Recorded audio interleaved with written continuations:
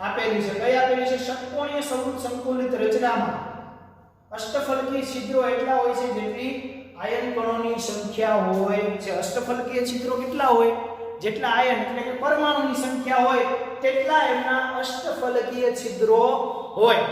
આટલું આપણે ભણી ગયા છીએ. તો ચાલો ષટકોણીય સમૃદ્ધ સંકુલિત રચનાની અંદર ષટકોણીય સમૃદ્ધ સંકુલિત રચનાની અંદર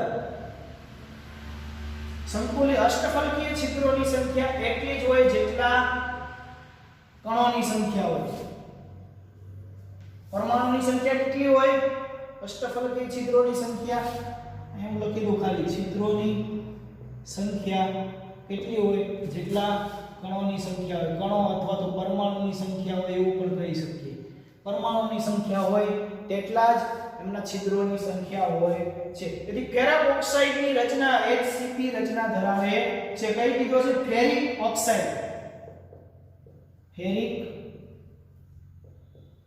ઓક્સાઇડ.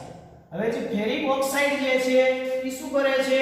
તો કે HCP રચના ધરાવે. કઈ ધરાવે? HCP રચના ધરાવે છે. રચના ધરાવે છે. ફેરિક ઓક્સાઇડ HCP રચના ધરાવે. તેથી ઓક્સાઇડ આયન છે એ શું લઈ શકાય? તેથી ઓક્સાઇડ આયન O- 2 લઈ શકાય. હવે ઓક્સાઇડ આયનને આપણે O-2 શું લઈએ છીએ? કેટલા પરમાણુઓ? 4. HCP રચના છે ને 4 પરમાણુ લેવાય. O-2 કેટલા હશે? ફેરિક ઓક્સાઇડ આપણને કીધેલો છે એટલે ઓક્સાઇડમાં -2 એટલે કેટલા પરમાણુ લઈએ છીએ આપણે? 4 પરમાણુ લઈએ છીએ. ત્યારે Fe+3 આયન શું કરે?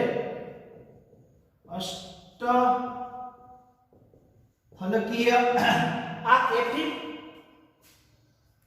જે ફેરિક ઓક્સાઇડ જે છે આપણો એટલે FeO જે છે એમની અંદર ઓક્સિજન છે એ છે ઓક્સાઇડ આયન જે છે એ કુલ પરમાણુ આપણે શું કહી દીધા? 4 કહી દીધા છે. હવે Fe+3 અષ્ટફલકીય શું બનાવશે? છિદ્રોના 2/3 ભાગને રોકે છે. 2/3 ભાગ રોકે છે. બરોબર જ છે ને? એમ જ છે ને? બે છિદ્રો ફેરિક ઓક્સાઇડ વડે રહેલા છે. તેથી ફેરિક ઓક્સાઇડનું સૂત્ર ઉપજો. ફેરિક ઓક્સાઇડમાં આયનની ષટકોણીય સમૃદ્ધ સંકુલિત રચના સ્ફટિકીકરણ પામે છે જેમાં દર 3 અષ્ટફલકીય છિદ્રો પૈકી બે છિદ્રો ફેરિક વડે ભરાયેલા હોય છે. 2/3 ભાગ રોકે છે. ઓકે, 2/3 ભાગને રોકે છે. 3 એ 2 તો 4 એ કેટલા? હવે અષ્ટફલકીય છિદ્રોની સંખ્યા અષ્ટફલકીય છિદ્રોની સંખ્યા ઇઝ ઇક્વલ ટુ કયા છિદ્રો થશે? ઓક્સાઇડ આયન O+O-2 ની સંખ્યા. ઓક્સાઇડ આયન એટલે કે O-2 ઇઝ ઇક્વલ ટુ કેટલા થાય?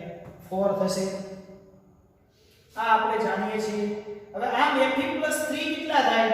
તો કે Fe+3 કેટલા થશે? Fe+3 is equal to 4 into 2/3 તો is equal to શું થાય? 8/3 થાય. Fe+3 તેથી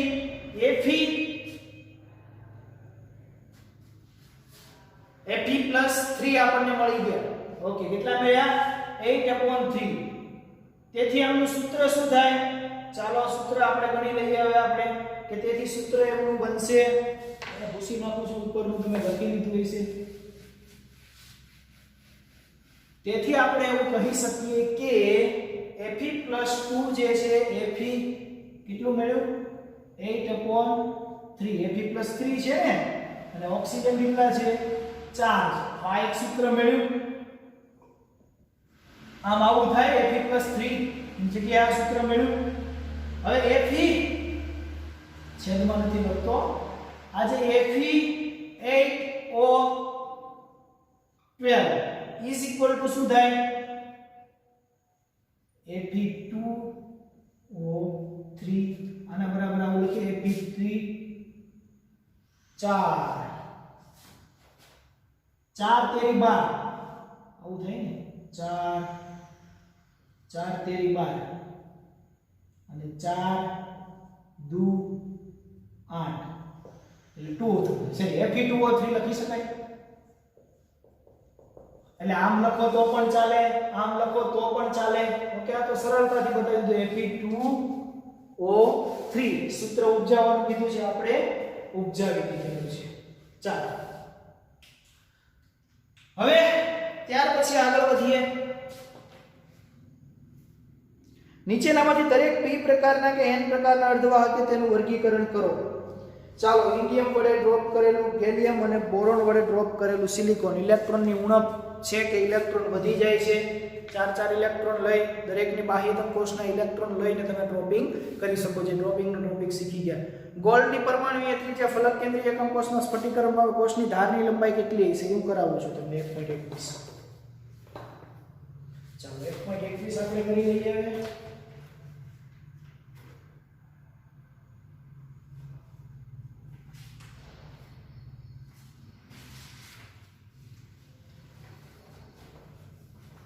ગોલ્ડની પરમાણુય ત્રિજ્યા તમને 0.44 પાઇકોમીટર સોરી નેનોમીટર છે ગોલ્ડ ચાલો ગોલ્ડની પરમાણુય ત્રિજ્યા કેટલી આપેલી છે 0.44 નેનોમીટર એટલે કે ગોલ્ડની ત્રિજ્યા આપેલી છે 0.44 નેનોમીટર ફલક કેન્દ્રિત એકમ કોષ છે એટલે FCC રચના ધરાવે FCC તો Z કેટલા થાય 4 પરમાણુ થાય ધારની લંબાઈ એ આપણને શોધવાનું શું થાય તો કે FCC રચના માટે આવું લખી શકું કે ભાઈ FCC રચના માટે 4r √2a થાય FCC રચના આપણે ભણી ત્યારે આવું શીખાતા તો a શું થાય તો a 4 r/√2 લખી શકું કે ના લખી શકું ચાલો દરેક કિંમત હવે આપણે જાણીએ છીએ આ આપેલો છે તમને 4 આપેલો છે r તમને આપેલો છે કેટલો છે 0.44 આપેલો છે અને √2 તમે કરશો એટલે 1.41 વારંવાર ઉપયોગમાં આવે છે એટલે યાદ રહી જાય 1.41 પછી આગળ ડિજિટ 41 નું યાદ એટલે 0.407 નેનોમીટર આવશે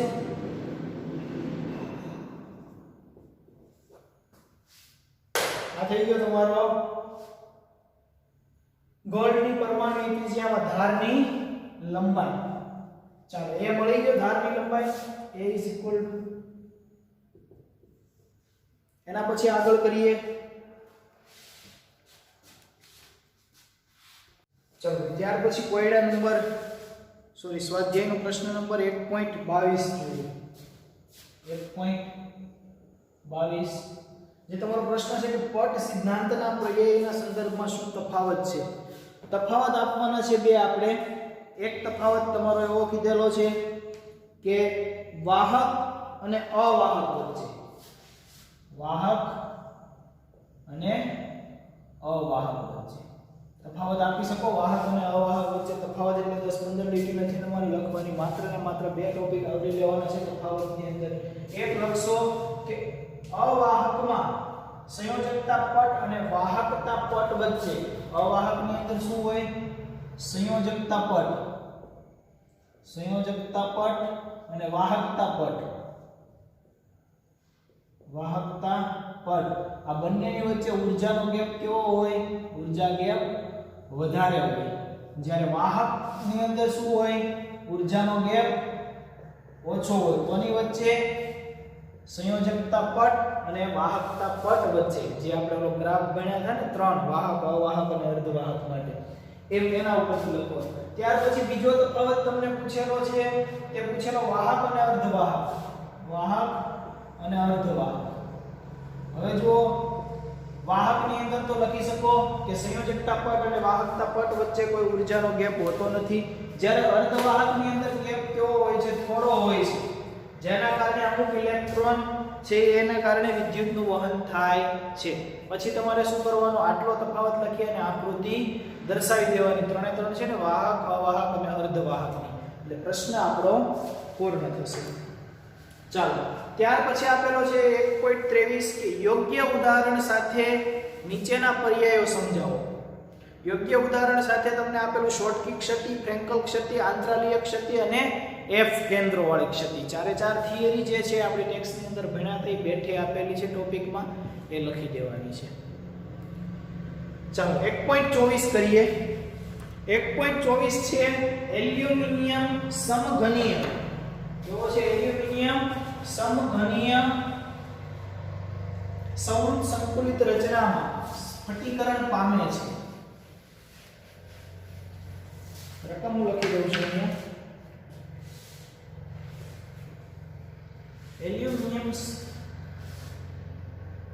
એલ્યુમિનિયમ શું કરે છે? તો કે સમઘનીય સંવૃત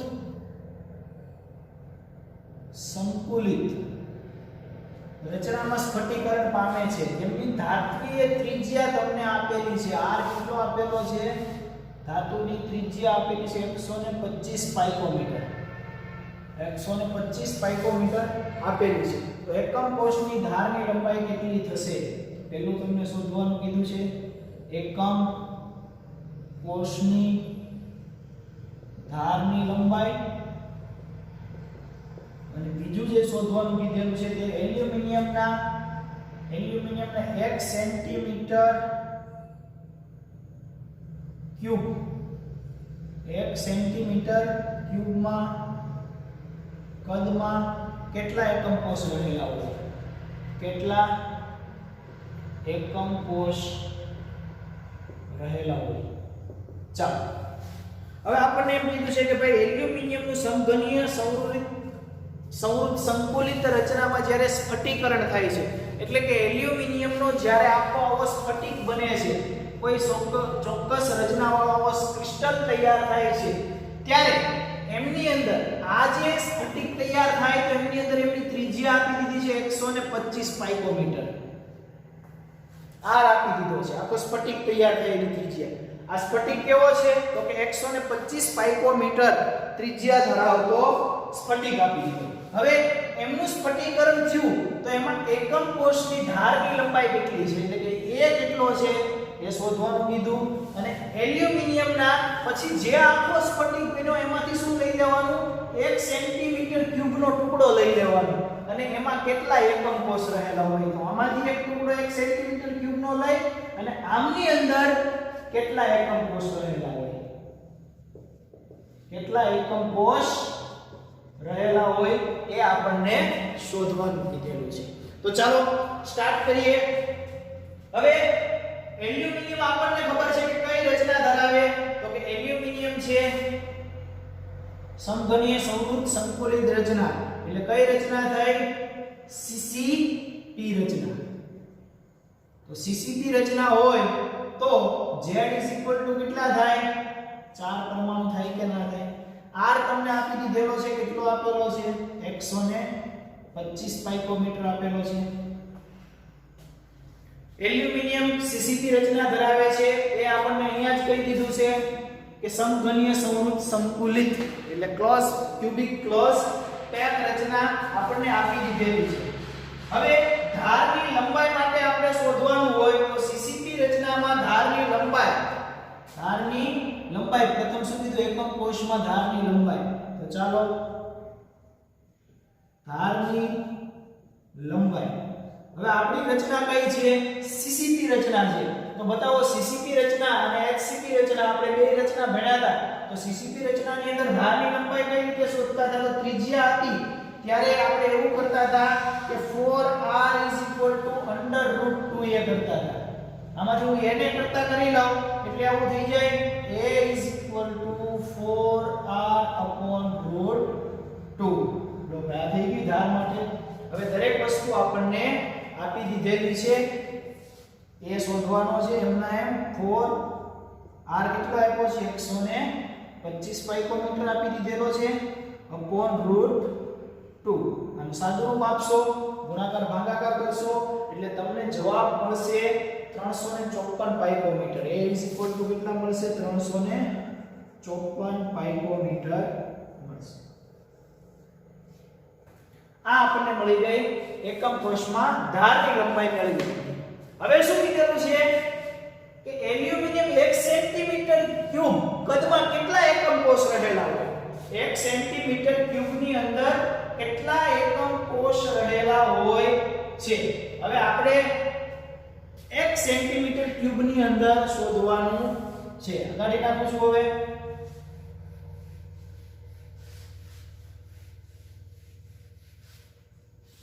ચાલો 1 સેન્ટીમીટર ક્યુબની અંદર હવે એકમ કોષનું કદ આપણે દરેક જાણીએ છીએ કે એકમ કોષનું કદ કેવું થાય? એકમ કોષનું કદ a ક્યુબ લેતા હતા, અહીં આપણને મળેલો છે. તો ચાલો 300 ને કેટલું મેળવીએ? 354 પાઇકોમીટર એનો ક્યુબ થાય કે ના થાય? હવે જે 354 પાઇકોમીટર છે એને હું સેન્ટીમીટરમાં ફેરવું તો 10⁻10 થાય. 1 × 10⁻10 સેન્ટીમીટર ક્યુબ થાય. ભાઈ સેન્ટીમીટરમાં એટલા માટે ફેરવો છે કેમ કે અહીંયા આપણને સેન્ટીમીટર ક્યુબમાં કદમાં કેટલા એકમ કોષ સમાયેલા હોય એવું પૂછેલું છે, માટે આપણે સેન્ટીમીટર ક્યુબમાં લખીએ છીએ. કોઈ શોખથી લખતા નથી કે સારું લાગે એટલા માટે પણ લખતા નથી. ચાલો તો 1 સેન્ટીમીટર આનો તમે ઘન કરશો એટલે 10⁴ ×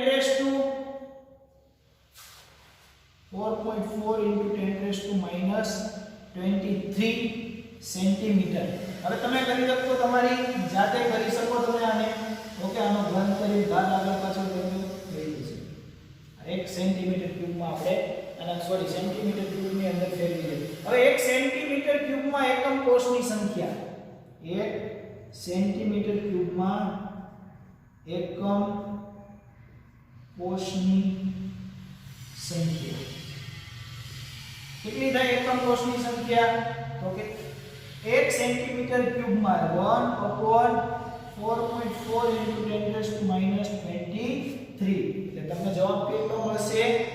2.27 × 10⁻22. આનો પાછળ ઘાત જોઈ લેજો ભાઈ. આ તો જે પાછળ જવાબ આપેલો એ સીધો મેં લખેલો છે તમારી ટેક્સ્ટ બુકની અંદર. આનો ભાગાકાર કરશો એટલે એ જ જવાબ તમારે આવશે. તો આ થઈ ગયું 1 સેન્ટીમીટર ક્યુબના છે. 1 એટલે 1 સેન્ટીમીટર ક્યુબ ભાગ્યા જે ધારની લંબાઈ મળેલી હતી તે. ચાલો એ થઈ ગયો આપણો.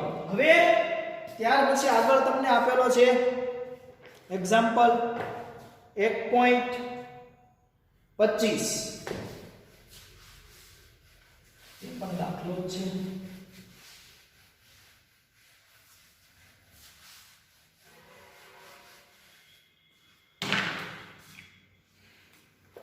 ચાલો 1.25 કરી લઈએ. જો NaCl ને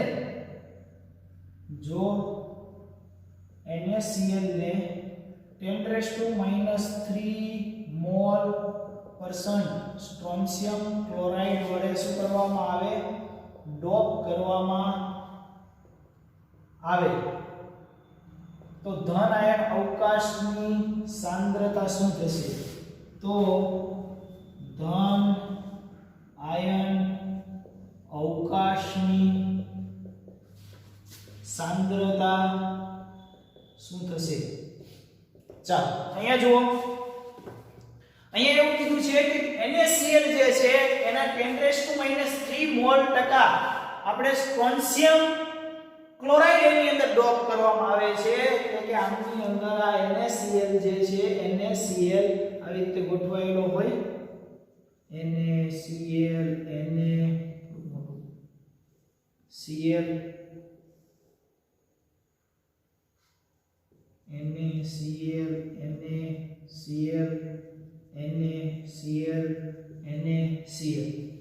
આ NaCl ના પછી શું કરવામાં આવે? NaCl માં 10⁻³ એટલે કે 10⁻³ જેટલા સ્ટ્રોન્શિયમ ક્લોરાઇડ આમાં ઉમેરવામાં આવે છે.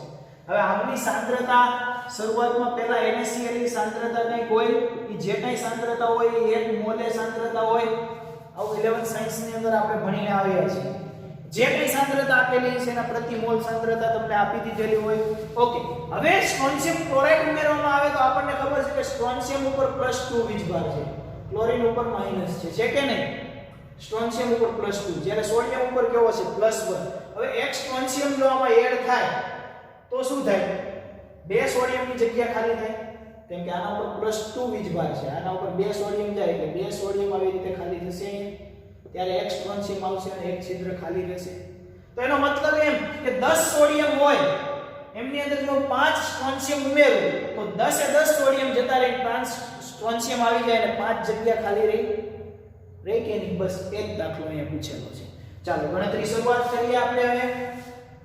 હવે એક NaCl માં સ્ટ્રોન્શિયમ ક્લોરીન છે, 2 સોડિયમ નું શું કરે છે?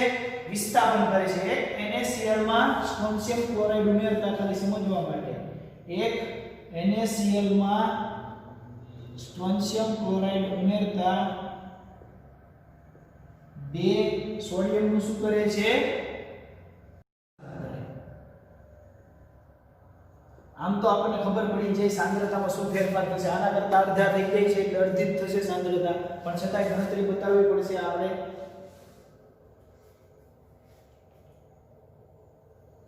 હવે 10⁻³ મોલ એ એવું કીધું છે, 10⁻³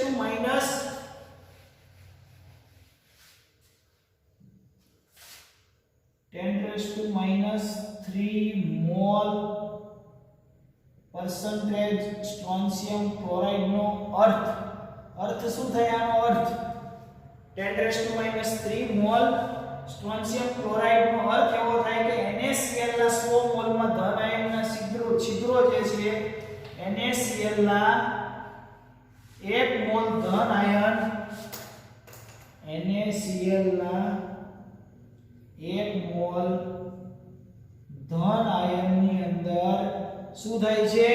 ધન આયન છિદ્રોની અંદર છિદ્રોના મોલની સંખ્યા, છિદ્રોના મોલની સંખ્યા કેટલી થાય? એનો મતલબ એવો થઈ ગયો 100, સોરી 100 એટલે 10⁻³ લખીએ. કેટલી થાય? 10⁻1 મોલ ધન આયન છિદ્રોમાં મોલની સંખ્યા 10⁻³ NaCl ના 1 મોલ ધન આયનમાં છિદ્રની સંખ્યા, NaCl ના 100 મોલમાં ધન આયન, સોરી આ 1 મોલમાં નો થાય, આનો મતલબ એવો થઈ ગયો 100 મોલમાં થાય. 100 મોલની અંદર છિદ્રોની સંખ્યા 10⁻³ તો NaCl ના 1 મોલમાં કેટલી હોય? 1 મોલની અંદર કેટલી હોય છિદ્રોની સંખ્યા? તો કરી નાખો 10⁻³ * 100 is equal to 10⁻⁵ mole strontium chloride થાય. હવે ધન આયન છિદ્રોની કુલ સંખ્યા કેટલી થાય? ધન આયન છિદ્રોની કુલ સંખ્યા કેટલી થાય? કુલ સંખ્યા માટે આપણે એવોગાડ્રો નંબરનો ઉપયોગ કરી શકીએ. તો એને ગુણ્યા શું કરશું? એવોગાડ્રો નંબર 10⁻⁵ એને કેટલો છે? 6.022 * 10⁻23 એટલે તમારો આવશે 6.022 * 10⁻18 થશે. આ તમારો ફાઇનલ આન્સર આવશે. તમે ગુણાકાર કરશો. એવું જ પૂછ્યું ને સાંદ્રતા તો થઈ ગઈ 10⁻⁵ મોલ. તો ધન આયનના અવકાશની સાંદ્રતા, અવકાશ મળી ગયો છે આપણને. ઓકે, છિદ્રોની કુલ સંખ્યા મળી ગઈ છે, એમની સાંદ્રતા શોધવાની કીધી 10⁻⁵ મોલ મળે. ચાલો હવે ત્યાર પછીનો પ્રશ્ન છે કે યોગ્ય ઉદાહરણ સાથે નીચેના શબ્દો લોહ ચુંબકત્વ, અણુચુંબકત્વ, ફેરોમેગ્નેટિઝમ, પ્રતિલોહ ચુંબકત્વ, સમૂહ નંબર 12 અને 16 અને 13 અને 15 સમૂહના સંયોજન. 12 અને 16 p અને n પ્રકારના અર્ધવાહકો તમને પૂછેલું છે. એ સંયોજનો સમજાવવાના છે તમારે. 12મા સમૂહની અંદર બાહ્યતમ કોષમાં કેટલા ઇલેક્ટ્રોન હોય, 16 ની અંદર કેટલા હોય ઇલેક્ટ્રોન, 13મા સમૂહના બાહ્યતમ કોષ અને 15મા સમૂહના બંનેના ઉદાહરણ આપી દેવાના નીચે અલગ અલગ ઉદાહરણ આપી દેશો એટલે તમારો પ્રશ્ન કેવો થશે? પૂરો થશે. આપી શકો ને ઉદાહરણ ભાઈ?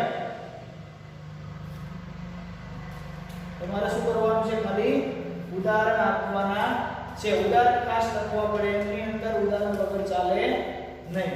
ઉદાહરણ લખી દો એટલે તમારો સવાલ છે આખો પૂરો થઈ જાય, પૂર્ણ થઈ જાય. બધાના ઉદાહરણ ખાસ લખવાના છે. તો અહીંયા આપણે જે છે તે સ્વાધ્યાય જે છે ચેપ્ટર નંબર 1 નું પૂર્ણ કરીએ છીએ. એટલે કે ગુજરાત બોર્ડ મુજબ આપણે ચેપ્ટર નંબર 1 છે અહીંયા પૂર્ણ કરીએ છીએ. હવે આપણું નીટ જેડબલઈ કે ગુજકેટ લેવલ જે છે તે બાકી. ઓકે, તો હવે ચેપ્ટર નંબર જે નવું સ્ટાર્ટ કરશું એમની અંદર વચ્ચે વચ્ચે ચેપ્ટર નંબર 1 ના નીટ જેડબલઈ અને ગુજકેટના લેક્ચર આવશે. કમસે કમ માનો કે 10 લેક્ચર તો ખરા નીટ અને જેડબલઈ ના ચેપ્ટર નંબર 1 ના 10 લેક્ચર જેવું તમારે હજી ભણવું પડશે. કેમ કે આ ચેપ્ટર ની અંદરથી 10 લેક્ચર ભણી લઈએ એટલે આપણું નીટ જેડબલઈ કે ગુજકેટ લેવલ છે આપણું પૂર્ણ થઈ જાય. એટલે હવે પછીના નેક્સ્ટ જ્યારે શરૂ કરશું ત્યારે નવું ચેપ્ટર આપણે સ્ટાર્ટ કરશું. તો ફિઝિકલ કેમેસ્ટ્રીનું ચેપ્ટર નંબર 1 જે હતું ઘન અવસ્થા તે અહીંયા આપણે પૂર્ણ કરીએ છીએ. નીટ અને જેડબલઈ તો કન્ટિન્યુ આગળ હજી ચાલશે જ. ચેપ્ટર નંબર 1 નું આગળ લેક્ચર આવશે હજી તમારા આના. પણ સાથે સાથે હજી એક ફિઝિકલ કેમેસ્ટ્રીનું ચેપ્ટર નંબર 9 સ્ટાર્ટ કરશું આપણે. કેમ કે આપણે પહેલા આખું ફિઝિકલ કેમેસ્ટ્રી ભણવું છે. એટલે પ્રથમ એક પૂર્ણ કર્યા પછી હવે આપણે આગળ નવું ચેપ્ટર સ્ટાર્ટ કરશું.